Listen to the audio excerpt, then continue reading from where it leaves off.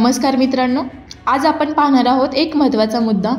आयुष्यमान भारत योजना या शासनाच्या महत्त्वाकांक्षी आरोग्य योजनेतून लाभार्थ्यांना योग्य लाभ मिळत आहे की नाही याची चौकशी होणं आवश्यक आहे, असं म्हणत विलास निवृत्ती माने यांनी त्वरित कारवाईची मागणी केली आहे। ते म्हणाले की जर हे प्रकरण लवकर सोडवले नाही तर ते विटा तहसीलदार कार्यालयासमोर 45 दिवस आमरण उपोषण करणार आहेत। या योजनेच्या अंतर्गत अनेक लाभार्थ्यांना प्रगती दिसत नाही आणि त्यांच्या तक्रारी वाढत आहेत। त्वरित प्रशासनाने या विषयावर लक्ष घालून योजनेचा फायदा सर्व पात्र लोकांपर्यंत पोहोचवला पाहिजे। आता पाहू या मुद्द्यावर पुढील घटनाक्रम काय असणार आणि किती लवकर कारवाई होईल। धन्यवाद।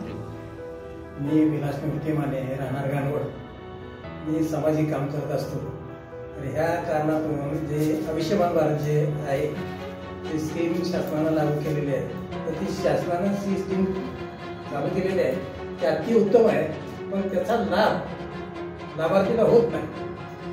तर ते जे पैसे येतात 5 लाख रुपये काय 2 लाख रुपये काय येते शासन देते की त्या रोग्यापर्यंत पोचत नाही आणि त्या रोग्याला त्याचे काय बेनिफिट मिळत नाही। तर ती डायरेक्ट जे पैसे शासनानं त्या रोग्याच्या खात्यावर जमा करावं, त्याने तो की अति गरजेचं आहे। गोरगरिबांना याचा लाभ मिळत नाही।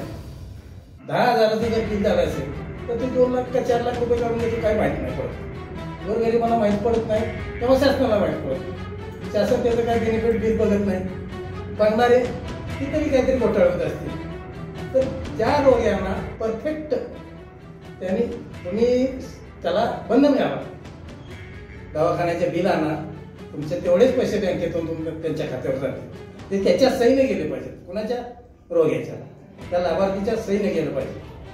तर एवढीच आपली विनंती आहे आणि ही करेक्ट शासनानं ध्यानात घेऊन शासनानं जर आयुष्यमान भारत जर तयार करायचं असेल पाहिजे असेल तर ही स्कीम राबवली पाहिजे।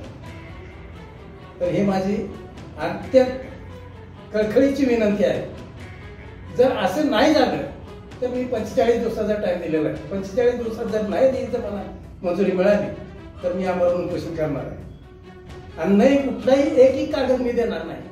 या कागदावर या अर्जावर मी उपोषण बसणार विटा तहसील कार्यालयासमोर।